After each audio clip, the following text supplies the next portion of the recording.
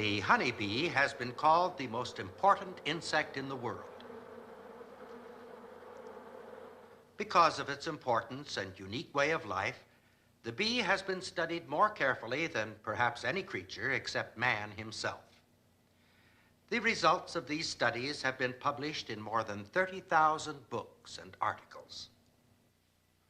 Here at the Moody Institute of Science, we have studied the bee for more than 10 years. Of course, in that time, we have barely scratched the surface. But the study has given us a profound appreciation of this remarkable insect. The bee is a social creature, and thus faces many of the problems of human society. Clean. When thousands of creatures live closely together, they either maintain rigid standards of sanitation or run the risk of disease and epidemic. In the hive, sanitation squads are constantly at work. Foreign material is quickly disposed of. Each one of the thousands of cells is thoroughly cleaned and even varnished after every use. The result of this constant vigil is a hive which is amazingly clean. And not only is it clean, the hive is air-conditioned as well. Daily and seasonal temperature fluctuations create a serious life and death problem. The larvae will die if the temperature in the brood area falls below 90 degrees or exceeds 97 degrees. Sensing organs on a bee's antennae can detect a temperature change of a ½ degree Fahrenheit. If the temperature goes down, the bees stoke their bodies with honey. A high metabolic rate quickly converts this honey into heat. And the collective heat of thousands of bodies provides a blanket of warm air. When the temperature soars, as it does in the summertime, water is collected and distributed throughout the hive. Vigorous fanning of the wings produces currents of air which evaporate the water, causing the temperature to go down. Notice how the bees station themselves to control the movement of the air. In at one side, out at the other.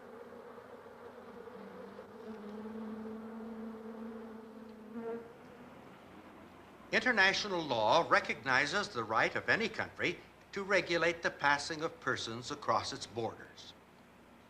Only those who meet certain requirements are permitted to enter. There is a striking similarity between this procedure and that which exists between hives of bees.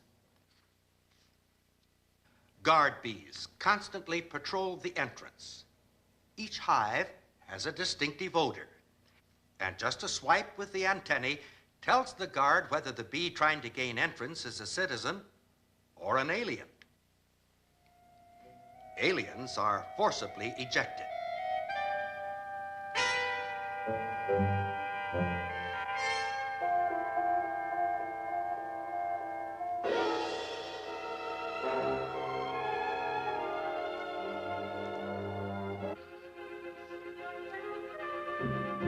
The wasp made a deliberate effort to gain entrance to the hive, to rob the hive of honey. The caterpillar just happened along, but it makes no difference. The penalty for intrusion is the same.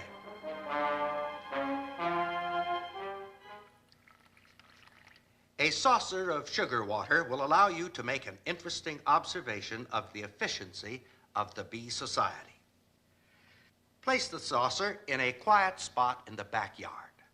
It may go unnoticed for hours or even days. But once a scout bee has located it, in a matter of minutes, other bees appear. How are so many of them able to find the saucer so quickly? Did the scout bee return to the hive and lead them back? No. Fantastic as it seems, the scout bee actually told the other bees where the food was located.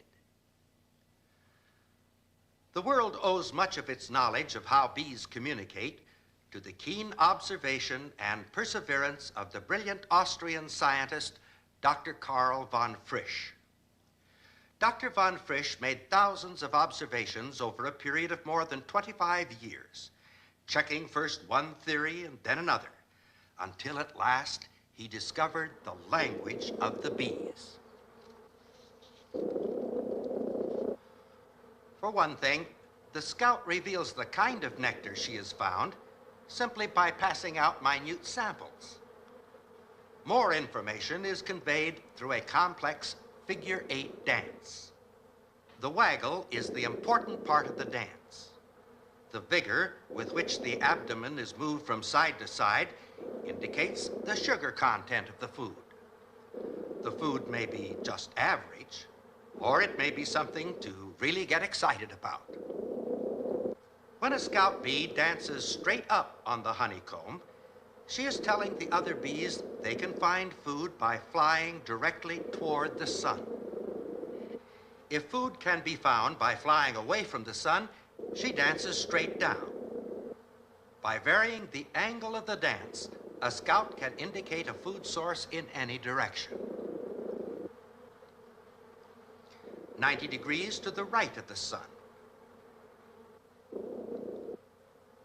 40 degrees to the left of the sun. But how is a bee able to follow bearings with respect to the sun? This would imply the bee has some kind of compass, and so she has. An amazing polarized light compass built into her compound eye. But if the bee is to find the food, she must know not only direction, but distance as well. Observe again the center portion of the dance. The length of time spent on the waggle and the number of pulses of sound emitted in each buzz are a measure of the distance to the food source.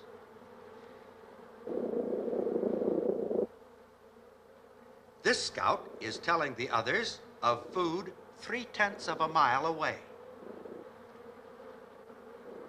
This one indicates a food source at a distance of 1 7/10 miles. But more than simple distance is involved. A bee normally flies about 15 miles per hour. However, her ground speed will vary according to the direction and velocity of the wind. The amount of effort required to reach the food must be communicated in order for such problems to be solved. To demonstrate that the bee language really works, we set out 3 feeders. The first near a stream. The second near a grove of trees. The third along a fence. The scout discovering feeder number 1 is marked with a dot. The scout discovering feeder number 2 is marked with a bar, and the scout discovering feeder number 3 with a cross. In a matter of minutes, the scout bees are back at the hive, busily sharing their discovery with the other bees. Now let's see how well the messages are received. The bees crowd around, sensing with their antennae the movements of the scout. These bees are marked with the same symbol as the scout bee they are attending, but with a different color. In a short while, the marked bees begin to arrive at the feeders, but only bees with dots visit feeder number 1. Only those with bars visit feeder number 2. And only crosses visit feeder number 3. In each instance, the bees visit only the feeders they have been told about. So we say the dance of the bee is a briefing session, communicating to other bees specific and precise information as to the kind of food, its sugar content, and the direction and distance which must be flown to reach it. The extent to which the bees rely on the accuracy of the information is seen in the matter of fuel supply. One might suppose that bees leaving the hive would take along a full load of fuel, but such is not the case. Actual measurements of the stomach contents of the bees going to predetermined locations reveal they take only enough fuel to reach the flowers they are to work. To carry more would deplete the honey reserves of the hive and cut down on the payload to be brought back. This is serious business for a bee. If the fuel runs out before the new source of supply is reached, the bee will die. Occasionally, you see a bee struggling along the grass. Some strange turn of events caused her to run out of fuel. You can nudge her or even give her an elevated position from which to take off, but she can't fly. There is not enough fuel to run those wing muscles. But feed her some sugar water or honey, and before long, off she flies. Bees actually stake their lives on the accuracy of the information they have been given, and the system really works. In 1 year, in the United States alone, 247 million pounds of honey were harvested. This was in addition to approximately twice that amount used by the bees themselves. This means that the bees sought out, sucked up, transported, and processed about 1,500,000,000 pounds of nectar. Converted into honey, this would fill 41 million cartons and make a stack nearly 8,000 miles high. The population of the bee city varies throughout the year. The 80,000 inhabitants will, within a few months, shrink to 15,000. Then, just as suddenly, build up again. This fluctuation is no accident. It is the result of a carefully regulated system of population control, the key to which is the queen bee. When a queen is needed, a group of workers called nurses select several very young larvae and feed them an abundant supply of royal jelly. One of these will become the queen. Thus, in a very literal sense, a queen is made, not born. The cells for these larvae are enlarged so as to accommodate the greater size. The newly developed queen announces her arrival even before she emerges. The piping sound is a challenge to any other queen to prepare for battle.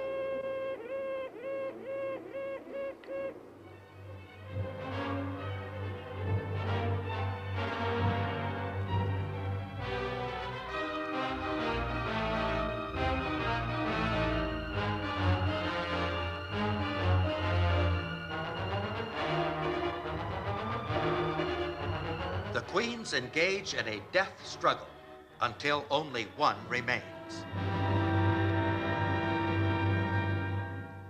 And the remaining queen is a phenomenal egg producer, laying more than twice her weight in eggs in a single day. However, the queen has no control over the number of eggs she lays. This is determined for her. She is fed and cared for by the nurses. The more they feed her, the more she lays. By varying the amount of food she is fed, the nurses control the number of eggs laid and thus control the population. The eggs are laid one to the cell. After 3 days, the egg hatches. The larva never leaves the cell in which it is cradled, so all the food necessary for its development must be prepared and brought to it. This, too, is done by the nurse bees. During the next 6 days, the nurses will make thousands of visits to every cell. Think of it, thousands of visits to raise one bee. Yet there can be thousands of larvae all developing at the same time, each requiring a formula precisely controlled as to both the amount and content of the food. And the honeycomb, the home in which the larvae are raised, the storehouse for the nectar and pollen, is a marvel of construction. The material used, the beeswax, is of the bee's own manufacture. Honey is consumed in great abundance. Once they have gorged themselves, these building engineers assemble at the construction site. They join together, each bee clinging to the one above. These living ladders are made possible by strong hooks on the end of each leg. Hour after hour, they cling like this, the bees at the top supporting the combined weight of all those below, until finally, after about 24 hours, wax begins to appear as thin flakes on the abdomen. The bee then transfers the wax to its mouth, where it works and reworks it, all the while mixing it with a frothy liquid, resulting finally in honeycomb. This piece of honeycomb weighs just over an ounce, but it represents over 20,000 bee miles for collecting the nectar, over 100,000 bee hours for changing the nectar into honey and wax, and an additional 18,000 bee hours spent in working the wax into honeycomb, all according to a precise pattern, because the end result must be the most economical use of this very costly material. Now, if the bee were to build just one cell, the cylinder would be the ideal shape. It certainly fits the bee, and it has the greatest volume for the least amount of material. But when these cells are joined together, the advantages disappear. There is waste space between the cells. And what is more important, the sides of one cell do not form sides for an adjacent cell. Now, the pentagon would fit the bee reasonably well, but there is no way that pentagons can be put together so that all sides are common. This sharing of sides is possible with only three cross-sectional shapes: the triangle, the square, and the hexagon. However, the triangle provides the least amount of usable space for the amount of material used. The square is somewhat better, but still quite inefficient. The hexagon is the one ideal shape, and of course, it's the shape the bee uses. It provides the greatest volume with the least material, and it is by far the strongest. Employing this same type of construction, engineers have produced the world's largest grain storage elevator. The high-speed aircraft of today utilize the principle of the honeycomb in their construction. Cores of honeycomb-shaped material are bonded between face sheets, providing maximum strength for the least weight. Modern science, with its high-speed computers and intricate mathematical formulas, has not been able to improve on the efficiency of the honeycomb, the ideal structural shape. The honeybee has been amazingly successful in technical and mechanical things. An area, by the way, in which man has done very well indeed. But the bee seems to be successful in another area where man seems to be failing. In the bee society, there are no labor management problems, no strikes, there's no unemployment, there's no crime, no juvenile delinquency, no rebellion against authority. No one can doubt the efficiency of the bee society. We must recognize, however, that this is an utterly ruthless efficiency. There is no unemployment because bees practice total and absolute population control geared to economic conditions. There is no need for pension plans or medical care for the aged because the law of the hive demands that bees literally work themselves to death in 5 or 6 weeks, though capable of living for years. If the queen bee is unable to lay the required number of eggs, she is stung to death. As soon as the mating period is over, all of the drones, or males, are also done away with. In the beehive, the individual is nothing. the state is supreme. This system works for the bee because every bee follows a specific behavior pattern and is locked into that pattern by what has, in the past at least, been called instinct. There are those who propose that man should adopt a social structure similar to that of the bee. In so doing, they are fully aware that they are proposing an utterly ruthless society. They are also aware that man is not instinctively locked into such a behavior pattern, and so they propose to substitute force for instinct. No thoughtful person could possibly give assent to such a proposal unless first he had accepted two major tenets of atheistic materialism. One assumes that man is merely a highly developed animal and that he differs from the lower animals only in degree, not in kind. The second assumes that there are no absolute standards of right and wrong, and that what standards we do have are largely artificial, unrealistic, and unworkable. In other words, it is assumed that there is no behavior pattern designed to meet the special needs of man. And so man is free to develop his own standards or even borrow a behavior pattern from the animals. But is it true that man has been left without a standard of behavior? History clearly indicates that every civilized society has been based on certain moral and ethical principles which are contained in the Ten Commandments. Now, many people laugh today when the Ten Commandments are mentioned. They seem to feel that they're outmoded, that they're not relevant to the needs of modern society. But is this true? How long has it been since you read the Ten Commandments? They contain such things as thou shalt not kill, thou shalt not steal or covet, thou shalt love thy neighbor as thyself. Is there anything wrong with this as a pattern of behavior? Think what the world would be like if every person were locked automatically and irrevocably into this pattern. There'd be no war, no crime, no racial problems, no poverty. You could disband your armies and your police, and we could take all the locks from our doors, and man could devote his time and attention to that which is constructive. No, there's nothing wrong with the pattern. It's perfect. Our trouble stems from the fact that man is not following this pattern. In fact, there is every evidence to support the conclusion that man, by himself, is morally incapable of following this pattern. But why? The interlock is missing. Is this an accident or an oversight?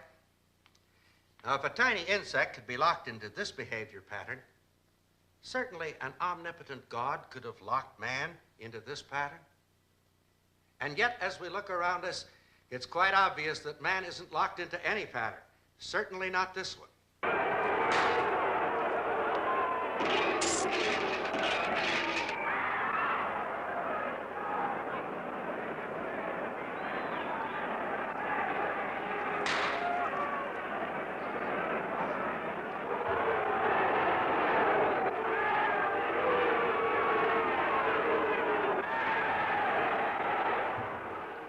Now, think carefully for a moment.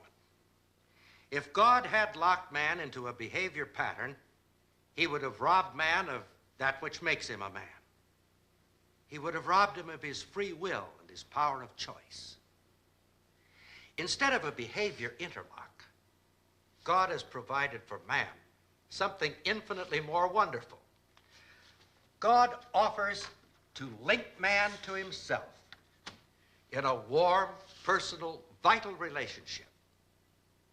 The possibility of this relationship is the ultimate, the crowning difference between man and animal. Students of animal behavior have never discovered the slightest evidence of a God consciousness in any animal. On the other hand, man is described as incurably religious. This hunger in the heart of man to know God is universal. In some parts of the world, this God hunger is brutally suppressed. In others, men try merely to ignore it. In still others, it is warped and twisted almost beyond recognition. But this basic need in the heart of man is universal. Without this vital relationship, man is incomplete, insecure, disturbed. God has made no provision for man's happiness or success apart from this relationship, because God never intended that man should live without it. The Bible, the Word of God, sets forth in precise language the conditions upon which this relationship with God can be established. The first is an acknowledgement on our part that we're unable to keep the Ten Commandments, that we're sinners, that we need help. The next is a step of faith, that we receive this relationship with God as a gift. In John 1:12 we read, "But as many as received him," that is Jesus Christ, "to them gave he power to become the sons of God, even to them that believe on his name." This is God's solution to the problem of human behavior. It deals with the problem at its source, not the group, but the individual. Can this relationship with God solve the problems of the world? Well, it can solve the problems in that part of the world for which you are primarily responsible, your own life. And then it can spread to others as you become a living witness to the power of God to transform a human life.